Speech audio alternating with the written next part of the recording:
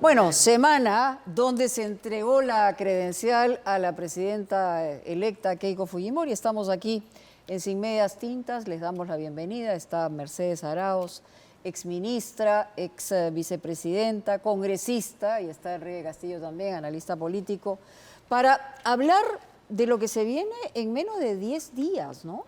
Porque efectivamente a mí me da la impresión, no sé si a ustedes, que la gente ya no espera nada, lo único que quiere es el cambio de gobierno y lo que se genera es una expectativa muchísimo mayor, ¿no?, de lo que viene a partir del 28. Ya el que se va no le interesa y Balcázar sigue moviendo gente, poniendo ministros, ¿no?, haciendo cosas que efectivamente hay algunas que nos enteramos y otras no. Así es. ¿Cómo estás? Buenas noches, Meche. Buenas noches. Sí, bastante preocupante porque está haciendo gastos. Bueno, han hecho varios reportajes hoy día, los dominicales de gastos que son bastante extraños, ¿no?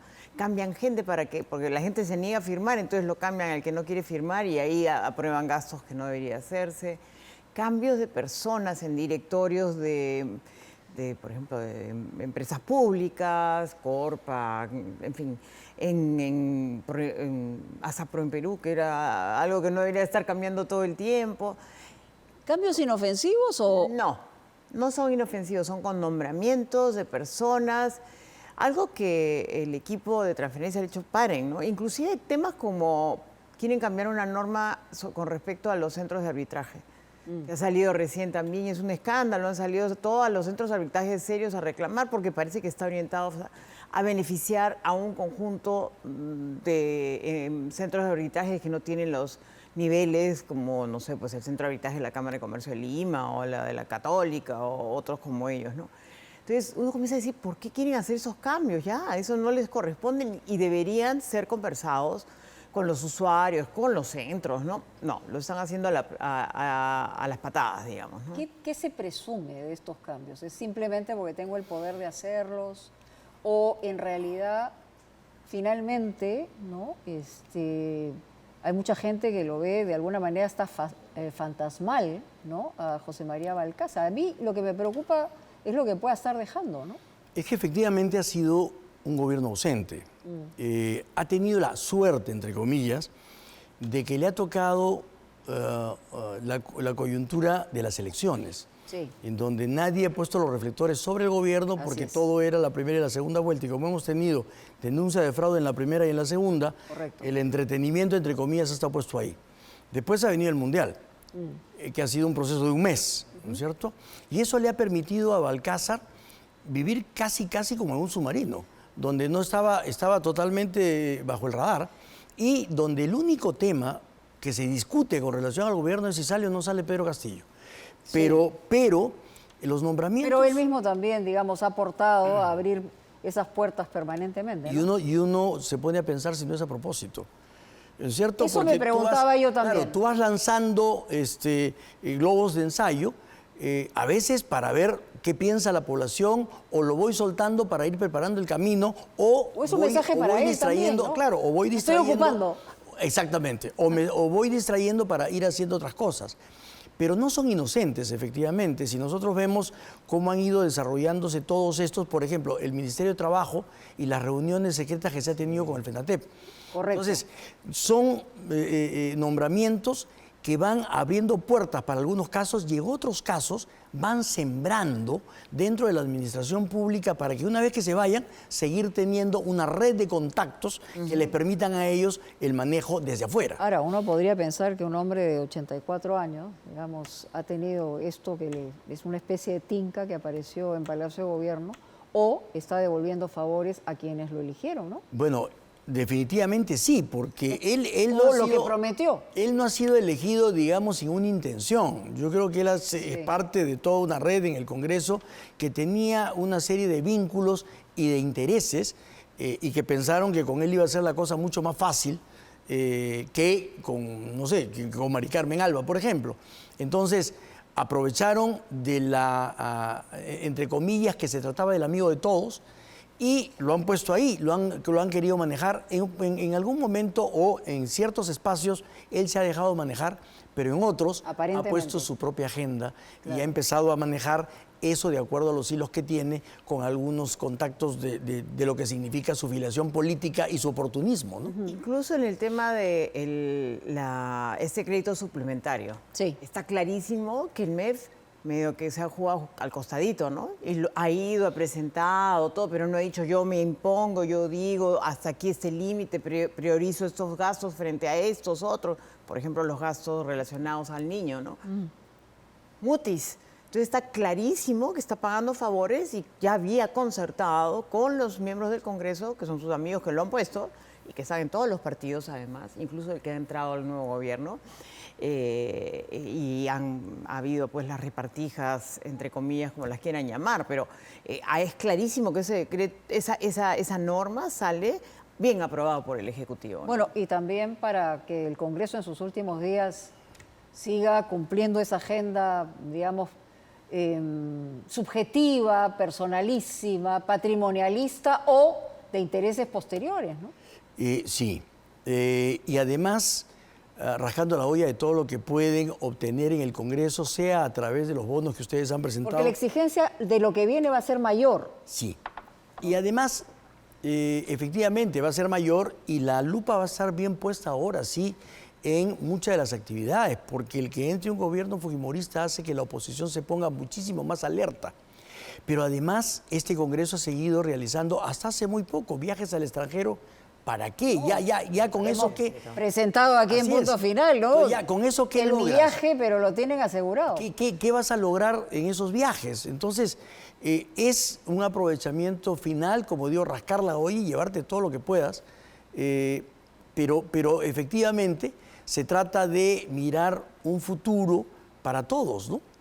Pero se está haciendo daño, primero a lo que viene también, pero nos estamos haciendo daño como peruanos. O sea, miren la situación en la que termina un Congreso unicameral con la cabeza, además, de Fernando Rospigliosi, que es una persona importante en el círculo más cercano de la próxima presidenta, ¿no? Y va a ser senador de la República, ¿no? También. Sí, claro, ¿no? Está elegido, obviamente. Tiene una tremenda responsabilidad y, claro, hay normas que han sacado que a mí me llaman la atención. ¿Cuáles? Que están ligadas a temas, por ejemplo, los temas policiales y militares, sobre todo, ¿no? O sea, hay algunas cosas que pueden estar bien, pero algunas que yo digo, cuidado, ¿no? Hay que tener mucho cuidado con los excesos, incluyendo, por ejemplo, el y las tema llamas de la también, cédula viva y ese tipo de cosas. ¿Leyes pro crimen? ¿A esas se refiere? Yo algunas las podemos evaluar. Tiene que ver con allanamientos, tiene que ver con colaboración eficaz, tiene que ver con... Esas tiene, yo creo que el efecto rebote, porque claro, se ha abusado del poder a través de la Fiscalía y ha habido un maltrato. Sí. Y ha terminado eliminando cosas que podían ser buenas, ¿no? Como esta cosa del dominio, pero que han terminado generando que la gente diga, oye, pérdida de dominio antes de que siquiera tengan una investigación preparatoria, solamente cuando estoy preliminar, es tremendo. Entonces, teníamos que ponerle un límite, pero claro, se han ido al otro extremo por efecto rebote y también han protegido algunos, se les ha escapado algunas cosas que están mal, ¿no? Que yo creo que solamente revisar, para acabar con este tema, ¿es importante que las revisen en el próximo Congreso o no? Va a ser un problema para el siguiente gobierno y el siguiente Congreso por dos razones. Primero, en la introducción al programa estaban las palabras de Keiko Fujimori hablando sobre la necesidad de un Estado que funcione. Correcto. Entonces, el nuevo ministro de Economía, por ejemplo, va a tener el gran desafío, y nosotros vamos a verlo puesto a prueba, de decir, con las leyes que le hacen hueco al fisco, por ejemplo, ¿qué va a hacer él en su relación con la presidenta y con el Congreso futuro? Pero el Tribunal Constitucional ahora sí parchó, pues, ¿no? No, parchó el futuro. Parcialmente. Pero no ha parchado el pasado. Correcto, Entonces, tienes razón. ¿qué ocurre? Que el nuevo ministro de Economía, por ejemplo, si fuera Elmer Cuba y si fuera consecuente con todo lo que ha escrito durante todas estas semanas Elmer Cuba, tendría que o derogar esas leyes o mandarlas al Tribunal Constitucional para que se declare la inconstitucionalidad. Claro. Entonces, eso es un reto para él. Si él no hace eso, entonces él está pasando por agua tibia las cosas. Pero si quiere hacer una buena gestión y si de verdad Keiko Fujimori lo que quiere es mostrarnos que el Estado quiere ser eficiente, tendría que acompañar al ministro de Economía a poder enviar esto y derogar y darle marcha atrás a todo esto. Entonces, es el pasado, pero que se convierte en un reto para el futuro inmediato para los ministros en su relación con el gobierno, con el Congreso y con la población. Claro, lo mismo en temas de justicia, lo mismo en cada sector, ¿no? O sea, yo creo que eso es bien importante resaltarlo. Va a ser bien difícil si no desandan algunas cosas. Yo, no, por ejemplo, no creo que desarmen algunas cosas de promoción económica, como la ley agraria que se cambió o las zonas económicas especiales, que el Consejo Fiscal lo ha criticado mucho, pero probablemente esas que sí son tremendamente fuertes porque te generan un hueco fiscal a largo plazo y permanente, esas sí van a ser más complicadas y va a tener que trabajarlas. Pero hay varias más, ¿no? O sea, y yo quiero preguntar específicamente.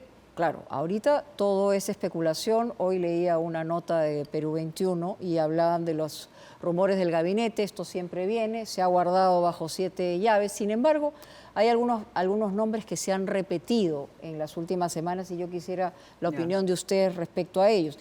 Uno, digamos, el de Lucho Galarreta, que iría a la PCM, ¿no? Elmer Cuba, que lo acaban de mencionar, que iría a Economía y Finanzas, porque en el caso de Carranza, digamos, tendría, él sería una especie de asesor externo, según señala.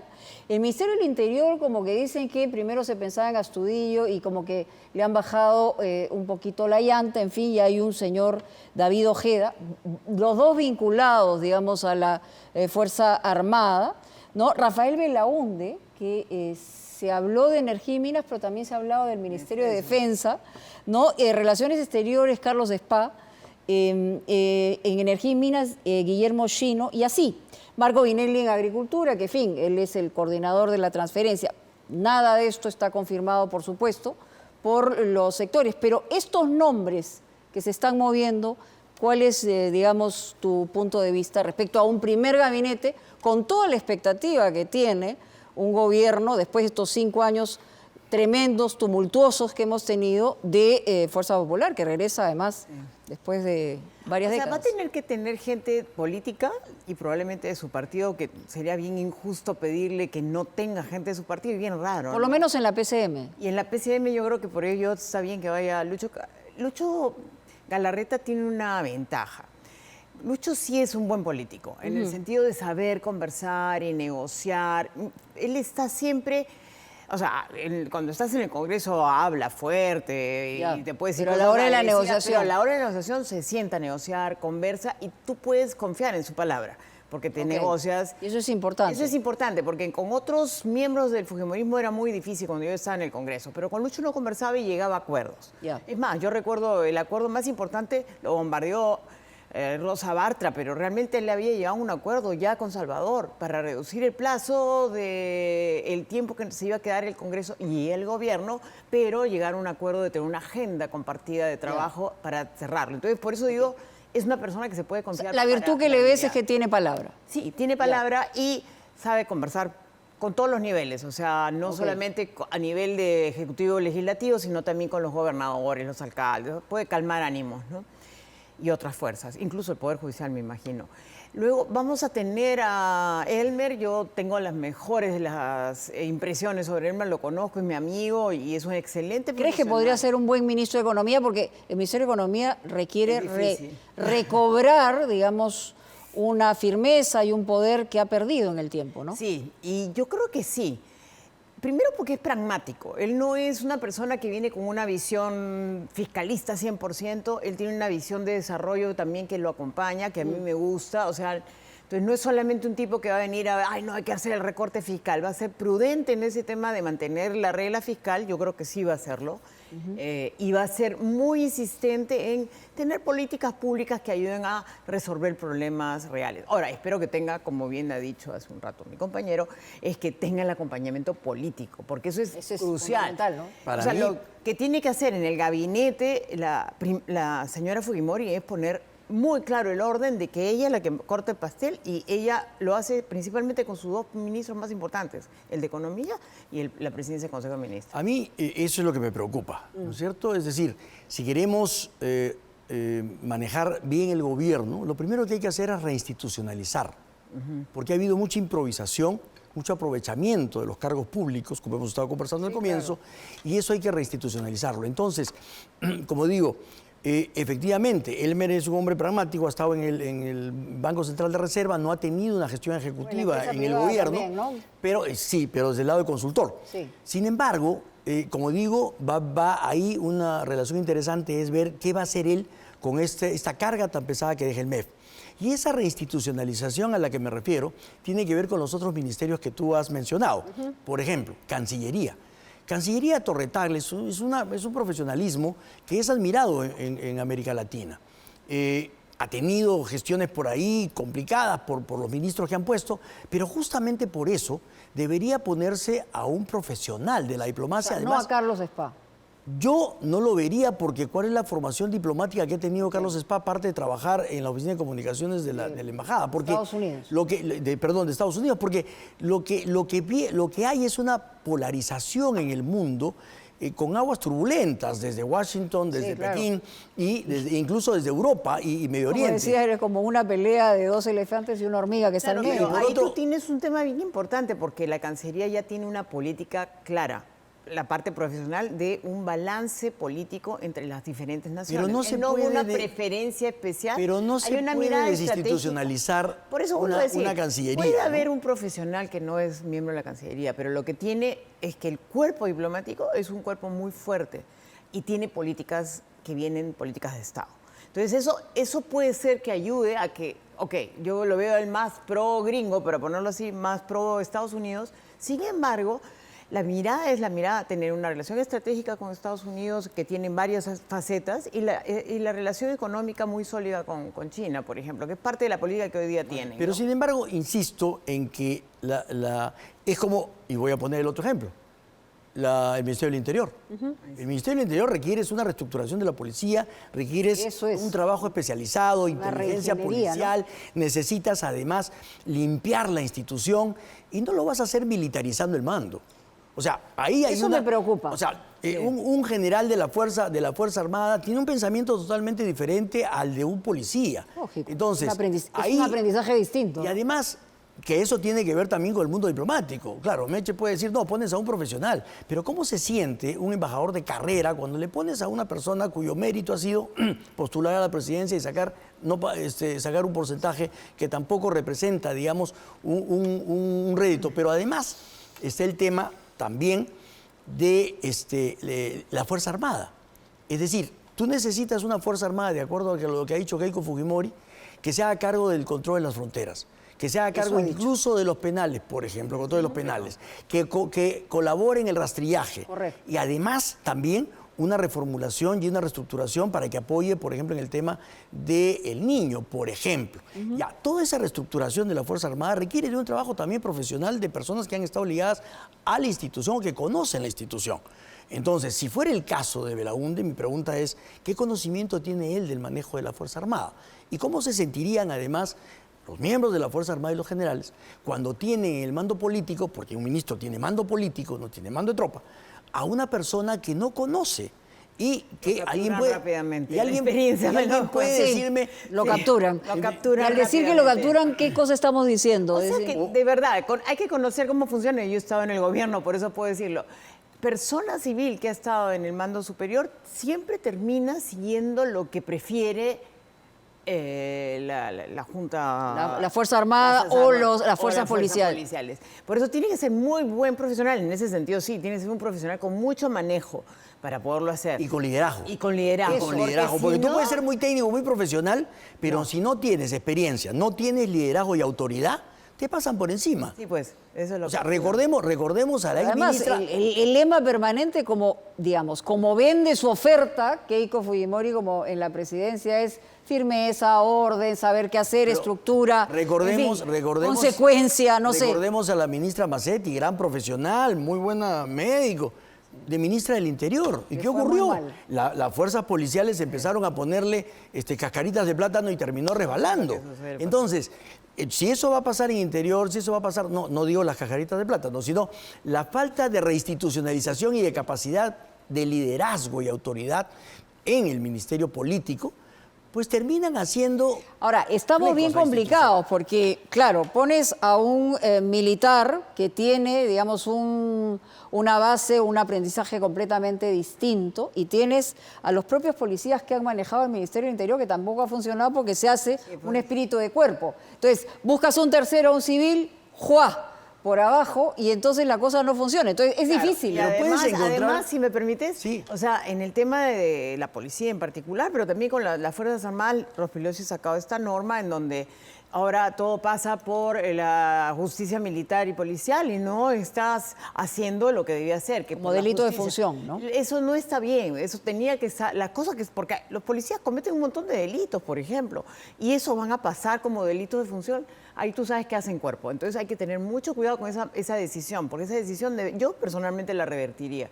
Darle la función a la justicia militar donde corresponde y la otra chequearla con mucho cuidado. Yo recuerdo que esa propuesta estuvo en la época de Alan García. Los ministros nos opusimos, a pesar de que había una fuerza muy grande para que saliera la propuesta, y nosotros nos opusimos, éramos varios ahí. Y el presidente nos apoyó, al final tomamos la decisión de no seguirla. Un sector que sí me preocupa es el sector que más recursos da al país, que es la minería. El señor Chino sí tiene experiencia en temas mineros, pero no, él ha sido viceministro y todo, pero ahí vas a tener que cambiar todo, porque hoy día el sector está manejado por los serronistas y no tienes personal. O sea, ¿eso es una, digamos, una aseveración o una especulación? Es una especulación que va bastante cercana a la verdad, porque está llena de gente que no está preparada, no tienes con quién conversar. Chino va a tener que reestructurar un ministerio que no solo se enfrenta a un problema recontra fuerte, que es el tema de la minería ilegal. Y esto es una piedra en el zapato porque hay el rey varios representados en el Congreso. Pero no es el único ministerio. Por ejemplo, Sí. no, el MIDIS. El MIDIS, por ejemplo, es un ministerio que maneja millones de soles en programas sociales y que está plagado de corrupción según todas las denuncias que nosotros hemos visto a lo largo de todo este tiempo. Sí. No, desde las conservas hasta los procesos, hasta la entrega del presupuesto.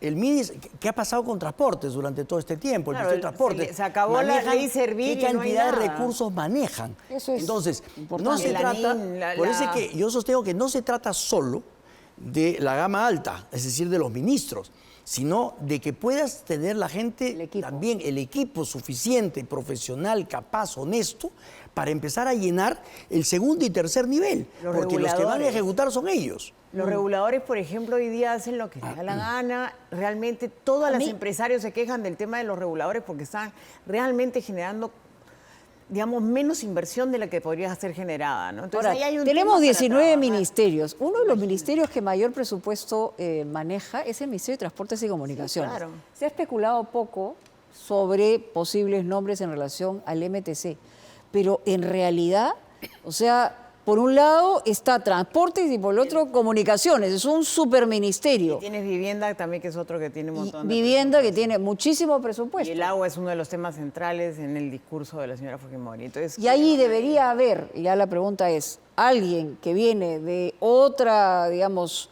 de otra mirada o partido político, si no son partidos, por lo menos de una, digamos, no de las canteras de la Fuerza Popular, o debería ser de Fuerza Popular, no sé. Yo Lo creo dejo a yo creo que ahí nosotros tenemos que romper con ciertos esquemas que ya son un poco del pasado, ¿no es cierto? Por ejemplo, que un médico sea el ministro de Salud.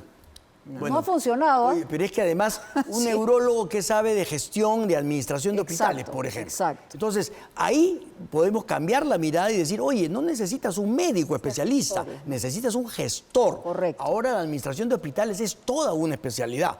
Lo mismo pasa en otros sectores. Entonces, yo creo que no importa el color político, puede ser un buen fujimorista, mejor dicho, un buen profesional fujimorista, o puede ser un buen profesional con otra camiseta política.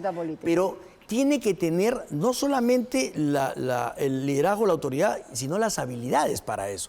Igual, en el Ministerio de Educación no puedes poner un maestro, porque el maestro no está formado para manejar todo es un presupuesto enorme. Sindicatos que tienes ahí. El para Ministerio de empezar. Educación es... O sea, tienes dos sindicatos Y las planillas encontrados. que hay en el Ministerio de Educación son gigantescas. Son gigantescas. Y tiene todos los problemas, además de Ahora, la cédula vida, de las pensiones y todo eso, ¿no? Habíamos señalado que, efectivamente, teniendo en cuenta el desastre que hemos tenido en general y en particular viene con una expectativa muy especial el gobierno de Fuerza Popular, más allá de lo que puedan decir las palabras.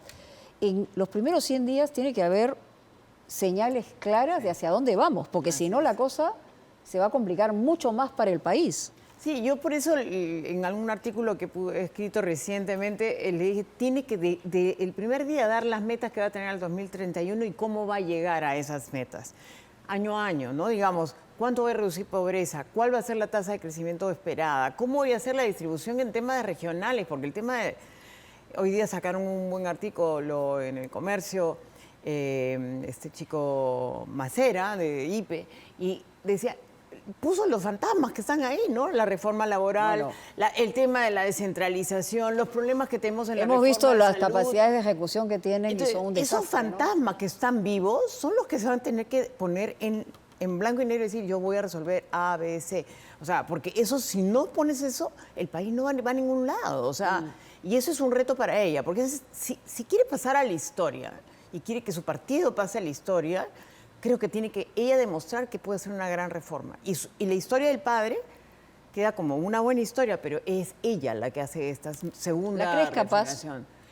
Es que no sé cuál es su equipo. La verdad, su equipo es muy limitado. Lo que vemos en la prensa de los equipos que tiene son muy limitados. Y yo espero que atraiga a buenos funcionarios a trabajar. Hay buena gente que quiere trabajar, pero es bien difícil también porque las normas hoy en día para ser funcionario público son casi imposibles.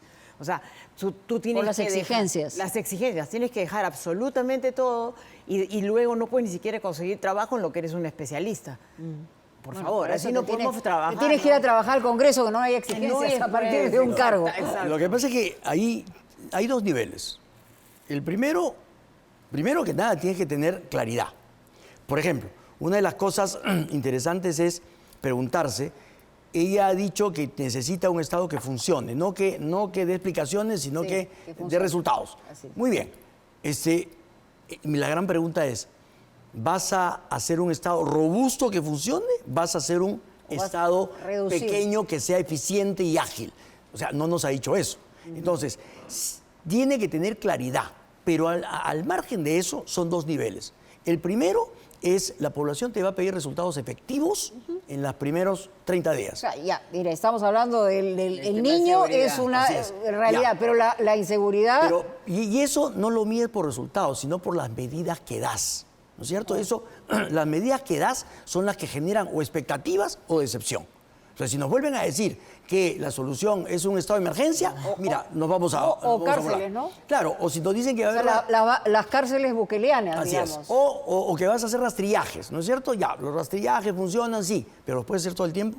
No. Entonces, vas a necesitar medidas efectivas para los primeros 30 a 90 días, pero vas a necesitar también medidas eficientes para los 5 años. Entonces, son dos momentos diferentes, pero que van a trabajar en simultáneo, porque no puedes decir, poblador, en 5 años tómame cuentas. No, te va a decir. Yo voté por ti No le van porque a dar tú me ese dijiste, tiempo. porque tú me dijiste que me ibas a poner orden desde ahorita. Y el orden al que se refiere el poblador no es solamente el orden que tiene que ver con la seguridad, que es el primordial y el más importante. Tiene que ver también orden con la parte económica, le van a pedir orden en salud, en el sector salud, le van a pedir orden en salud, le van a pedir orden en educación. Entonces, la gente se va a volver impaciente en algún momento. Al comienzo le va a dar el crédito hasta que le escuchen 28 de julio. Si hay promesas interesantes, le va a creer. Pero después va a venir un poquito de impaciencia. Interesantes, creativas cumplibles, y muy claras. Pero cumplibles. hay cosas que sí las tenía bastante claras, por ejemplo, en la presentación que se hizo en salud, por ejemplo, Recoba trajo lo que se tiene que hacer rápidamente. Y esas cosas las puede operativizar. Que también podría ser ministro, Recoba. Que también ¿no? podría ser el ministro, aparentemente es uno de los que está en Los el voceados, gobierno, ¿no? Pero digamos, él puso algunas de las medidas que ya son pan comido. Todos los que están en el mundo de la salud dice eso es lo que hay que hacer. Eso de comenzar a atender de la atención básica de la salud, ¿no? Lo que es centro de salud en las diferentes locaciones. O sea, tener un centro de salud donde hay estos chicos haciendo su CECIGRA, pero buenos chicos, pues que no saquen una ley a último minuto, el señor Aguinaga, creo que ha sido, ¿no? Que le baja la calidad a los requisitos para hacer el CECIGRA. Entonces tienes que tener la certeza que van a hacer estos muchachos, que van a hacer el CECIGRA, que van a atender en los puestos de salud de todo el Perú, que están desesperados. Porque tú llegas a un lugar, no hay un puesto de salud que te atiendan, ¿no? O cierran a las 2 de la tarde y se van. Entonces ese es el tipo de cosas que la gente va a sentir. Entonces, esas sí son cosas inmediatas y están en su plan de gobierno. Claro, pero la pregunta ahí es, si son tan sencillas, ¿por qué ningún gobierno lo ha hecho? Porque ahí hay intereses, pues ahí por eso. Entonces, la idea es, vamos a tener el equipo que haga las cosas de manera profesional, que rompa y quiebre esos intereses y que decida. Hay una necesidad más o menos... ¿Es una pregunta o, digamos... Es una pregunta. Es una pregunta. Es una pregunta. ¿Tú sugieres alguna respuesta respecto a eso o no tienes todavía? Prefiero esperar al 28 de julio. Hay 1.200 personas más o menos que son el equipo básico que tiene que tener. 1.200. Más o menos. Yo he preguntado varias veces, me han dado distintos algunos hablan de números, 5.000. la verdad. No, tanto no, pero 1.200 sí, porque tienes hasta directores O generales. sea, tú ya tienes que tener a esos 1.200 en tu lista. En tu lista, para comenzar a ordenar. Comenzar a ordenar. A ordenar, ¿no? Entonces, eso, yo me acuerdo cuando con un estudio de McKinsey que lo había estado haciendo en la época que llegamos al gobierno. Entonces, más o menos eso es el número de personas que comienzan. Y lo primero que tienen que hacer es una auditoría. Yo creo que sí, Y debería ser una auditoría. De hecho, parte de la transferencia es auditoría, ¿no? Para saber... Pero la transferencia es lo último que han hecho, es el último titular que te entrega lo que ha hecho. Y ahora tenemos ministro de 2 semanas o de 10 días, ¿no? No, pero hay material que viene de anterior, ¿no? O sea, las secretarías generales entregan todo lo hecho en el periodo y qué sé yo. Bueno, en el periodo, varios periodos, ¿no? Pero lo que tienes entregas y ahí vas a tener que revisar muchos temas para limpiar, ¿no? Vas a tener que hacer barrido de gente, definitivamente, porque hay mucha gente ineficaz que la han puesto... Cuando hablas de barrido, despidos. Es despidos, pero el problema es que le han hecho rigideces el Congreso último a los CAS, que no tenían por qué ser rígidos. Eso está parte del presupuesto. Esa es parte del problema. O sea, te has puesto rigideces en las contrataciones que eran las flexibles. Y hoy día ya no puedes votarlos. Entonces, ¿cómo vamos a hacer para sacar a esas personas? Que uno decía, hasta acá el CAS se contrasta 3 meses y se acabó, no más contrato. Ahora, una afirmación bien impopular, que yo no me la imagino en la boca de Keiko Fujimori. Pero va a tener que revisar eso, porque hay gente Pregunto, que es yo tan no sé. difícil que va... O sea, hay gente como... que pusieron en algunos casos eran zootecnistas para manejar las oficinas comerciales, por el amor de Dios. O sea, ¿cómo puedes poner profesionales que no están listos ni preparados para atender? Bueno, pero eso cuenta también para los ministros. También. Porque por ahí me han dicho que para el Ministerio de Cultura están pensando en un especialista en periodismo deportivo. En fin, o una microbióloga para un cargo. Entonces, por eso yo hablaba de esa profesionalización e institucionalización. Entonces, no puedes poner a cualquiera, porque si no los de abajo te van a decir, oye, yo estudié 5 años, tuve experiencia 20 años en esto y me traes a uno que nunca jamás pisó esta oficina. Entonces, pero dando el beneficio de la duda, lo que hay que hacer en este momento es decir, bueno, muy bien, que tiene que decirnos ella su plan el 28 de julio, sus objetivos claros y las medidas inmediatas y las de mediano y largo plazo. Y que nos diga cuánto tiempo necesita para empezar a mostrar resultados. Y entonces, si nos dice, necesito 3 meses, ok, le damos los 3 meses y vamos viendo cómo va funcionando. Pero eso necesita un acompañamiento del Congreso, para lo cual no necesitas la presidencia de las cámaras, pero sí necesitas negociación política. Y en ese porque la relación de Ejecutivo con Congreso es negociación, no es poder. No, correcto. Y en ese sentido, solamente, digamos, en los últimos minutos, el tema del Congreso, lo escuchaba a Jorge Nieto, ¿no? De hablar de la conversación que había tenido con Keiko Fujimori y sus vicepresidentes. Y claro, él decía que para hacer un equilibrio de poderes, digamos, había que entregar las cabezas de tanto el Senado como diputados. Entonces, claro, eso puede ser el interés, digamos, de una negociación o para comenzar una negociación. Pero ustedes como analistas, ¿cómo ven la cosa? A ver, cuando estábamos nosotros, que éramos minoría en el Congreso, 18 nada más, el partido de PPK, y no teníamos el control del Congreso, no funciona, pues, el control del Congreso. Pero hoy día no tiene nadie el control del Congreso. Claro, pero no hablo solo del control en el número de personas. ¿Quién es el que preside? ¿Qué importa? Porque que pone la agenda. Porque ponen la agenda. Entonces tú puedes orientar muy bien qué tipo de agenda va a caminar. Y si esa persona no conversa contigo y no es tu socio, no sé, pues ¿qué haría yo con la presidencia De Valdemar.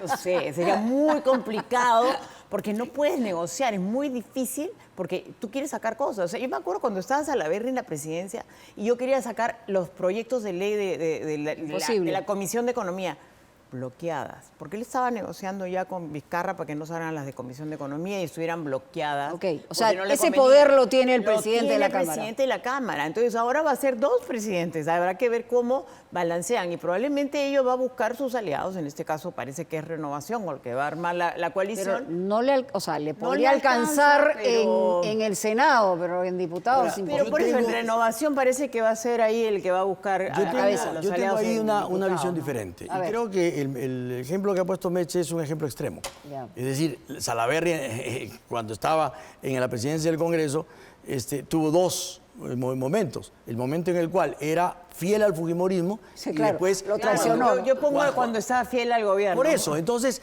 Tenía el poder. pero estás poniendo el ejemplo en el cual había un Congreso con 76 congresistas fujimoristas y era una clara situación de confrontación. No, yo te he puesto el ejemplo cuando él estaba al lado de Vizcarra. O sea, te das cuenta cuando Está bien. el gobierno tiene al presidente del Congreso, saca las cosas. Pero- y eso le pasa en cualquier Pero esa parte es una del verdad, mundo. pero esa es una verdad difícil de digerir, por lo menos para mí. Bueno, Por yo 2 digo razones. la propia experiencia, Por 2 ¿no? razones. La primera, la política también son gestos. Sí, claro. No solamente son números. Son ¿no es cierto? gestos Los importantes, números- por lo menos al inicio, Los ¿no? números son Sí, pero importantes. dárselo a otro que es tu rival Pero político. ¿por qué se lo tienes que dar a otro que es tu rival político? ¿Por qué no se lo puedes dar a la gente de Renovación? Si estás Ah, formando no, una eso alianza. sí, eso sí. Por eso. Por el que hace la alianza. Claro, porque si tú, yo escucho que dice, claro, ¿por qué se lo vas a Juntos por el Perú? Claro, pues si se lo vas a Juntos por el Perú, sí vas a tener un problema. No puede, por eso Pero yo ¿por digo qué con no- el de la alianza. Pero ¿por qué no se lo das a Renovación o se lo das a Buen Gobierno? O sea, no, Ahí no sí, habría ese ningún es problema. diferente, ese es diferente. Y eso no En es la que lo alianza tiene que sí. tener el ¿Y fujimorismo. tú crees que sí ayudaría, digamos, a una percepción de equilibrio de poder eso, ese Sí, gesto? por supuesto. ¿Sí? ¿Por qué? Por una sencilla razón. ¿Cuál fue la principal objeción de quienes votaron contra Keiko Fujimori durante la campaña? Es decir, autoritarismo, control total Sí, del cierto. poder y de las instituciones. Entonces, si tú lo que quieres es, necesita ella vencer la resistencia del antifujimorismo para esa reconciliación que ella misma está planteando. Pero si lo que ella dice es, perfecto, reconciliación, pero ojo, yo quiero decidir acá, quiero tener la presidencia de acá y acá. Entonces, ¿cuál es el gesto? No, yo he planteado el tema, quizás para que no haya la confusión, he dicho, es ella con sus aliados. No puede hacerlo sin aliados, eso es verdad, porque eso no existe, pues bueno, ni siquiera tiene todos los votos. Tiene Renovación, que es lo que creo que viene en la alianza, y sí puede con Coco, pero no puede pedirle Coco Nieto que tenga las 2 cámaras. Yo creo que va ella conservar la Cámara de Senadores y tener pero el tampoco aliado. puede haber un Congreso que Presidenta quiere, ya, listo, ahorita lo tiene, ¿ah? No, pues, Presidenta, no es o sea, así, no, no se es trata así. de justamente para qué es el balance de poderes, para qué es el equilibrio de poderes, Pero para dónde sacar está tu la agenda función. política que tiene que haber reformas Perfecto. de política, tienes que tener Pero- un manejo pero del puedes- control. puedes no control, pero negociarlo. sí un manejo. Mira, a ver, yo he estado en 2 gobiernos. Yo he estado en el gobierno de Alan García, en el Ejecutivo y 5 años. O sea que puedo decirte también que el manejo lo tenía, la presidencia lo tenía el APRA. Y el APRA negociaba con todo el mundo.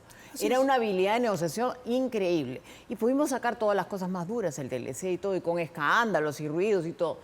Había una posición que inclusive a esa se le daba ciertas cosas para darle tranquilidad en normas, en reglas, no digo una negociación turbia. Pero la presidencia la manejaba el gobierno. Pero qué interesante el Era ejemplo que tú importante. pones, porque Alan García lo que hizo fue, yo voy a gobernar para todos los peruanos, y me perdonarán los compañeros del APRA, pero este puso no va a ser un ministros que gobierno eran del APRA. abiertos. La prueba es que tú no eras aprista No. y eras ministra de Alan García. Hubo Entonces, más de uno, sí. No, y había esos son gente de gestos. izquierda como Por eso, estaba el esos son ministro- gestos. Correcto. Entonces, para, Habían digamos, 2 ministros de izquierda, o 3, dos al buenos. final de esta conversación, lo que Keiko tiene que dar son gestos. Pasa no sé si un indulto o una vía para abrirle la puerta a Castillo. No, yo creo que no. No. Yo creo que no, porque justamente si estamos hablando de institucionalización, el planteamiento de Jorge Nieto es que Keiko Fujimori llame al Poder Judicial y le diga, pongámonos de acuerdo para ver cómo sacamos a Pedro Castillo. Eso es politización de la justicia y judicialización de la política. Ok. De O sea, eso De no hay acuerdo. manera de Totalmente aceptarlo. de acuerdo, O sea, inaceptable. eso no tiene sentido. Además, Roberto Lo que a Sánchez mí no me sacó- queda claro es que tuviera ese, no sé si gesto o lo que fuere, la posibilidad efectivamente de una ¿Pero por qué Pedro Castillo, conciliación. ¿por qué Pedro Castillo encarna? Por eso pregunto, encarna esa es la pregunta mía. despolarización? Conciliación con la gente, hoy día la gente en el sur está pidiendo, vamos a hacer una revolución contra Lima. O sea, es el centralismo lo que están reclamando. Así es el Aún abandono. puede ser Es el abandono, equivocado, el abandono y el irrespeto. Exacto. Así Creo es. yo que por ahí va la cosa. es el asunto. Muy bien, bueno, muy interesante, la verdad. Muchas gracias a Mercedes Arauz, a Enrique Castillo Mónica, por estar con buenas gracias, nosotros buenas aquí en noches. Sin Medias Tintas.